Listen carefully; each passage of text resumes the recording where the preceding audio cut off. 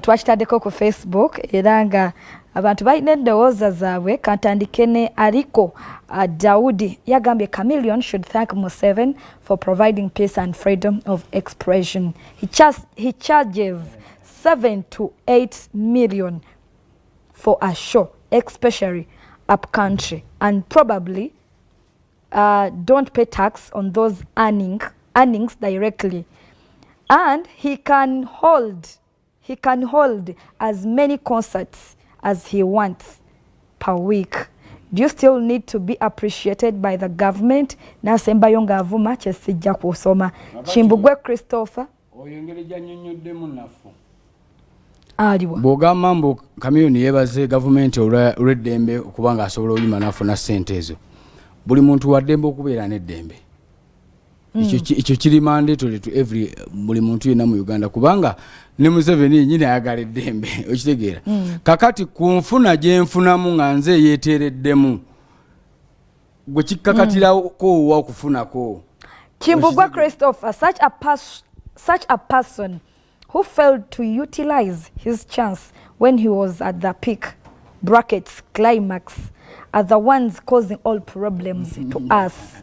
Ntege Musa, justice, Ntege Nede, Nisija kujisoma. Belinda, how can he even compare all the musicians in Uganda to just one Kiptegei? A single Ugandan authority is better than all the musicians in Uganda combined. Chibuzo. Musa Abdul Yanagamba, let Museveni create a ministry for beggars and appoint him as a minister. Dan Temutukoya. Tony, artists are always singing for free. Artists always sing for free. Where? Ugandan Fahad, Yanagamba Kamili. Nedda. Nedda. Bitabusemu. Musa Yanagamba, sincerely, what have they done for Uganda? Authority always perform on international levels, but no artist in Uganda has ever performed on international level. Tetumulinamu.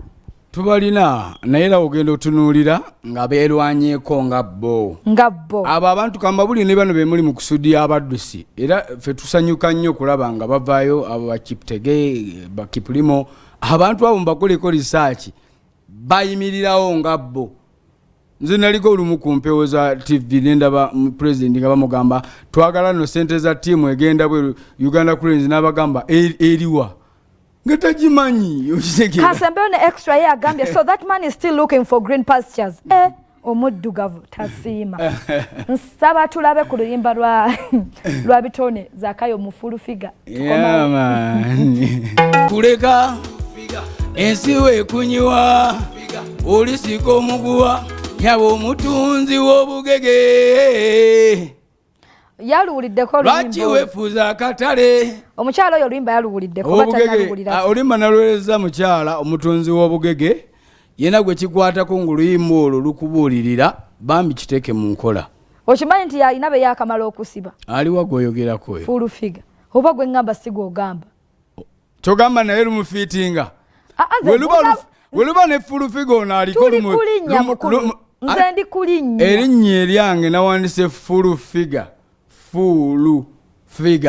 full as in FULU okiregedde ne wabanga naye agwa mu kategori eyo naye obubaka olwedde tebwavumye buwabula kuba kati eno generation gye tuli kuwo yakuzimbagana tuli mu kuzimba ggwanga bwebuba naye bumukwatako abutwale obubaka bwadde bugenda eri omukyalo omutunzi w'obugege eyeyisa obubi mu mbeera ez'okuwemulawemula kufulumya ebigambo ebitagasa tuli bazadde tuli abantu abalina okubeera ekyokulabirako eri eggwanga Uganda n'ebitundu ebirala so nabadde ngezaako okuyisawo obubaka obw'okulaba nga tupromotinga morality over immorality.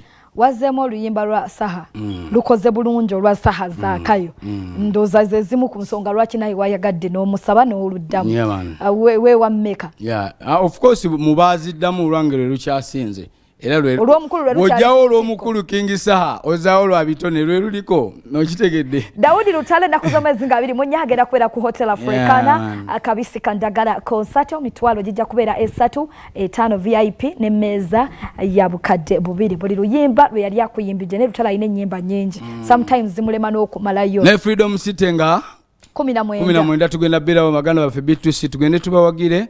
Nja kutumirako bannamakinde mwenna kugombolola makinde salama mubaraka baganda bange awo mu kyalo village Bamba tumira kumebale kumpagira buli wemba kowola every day every time.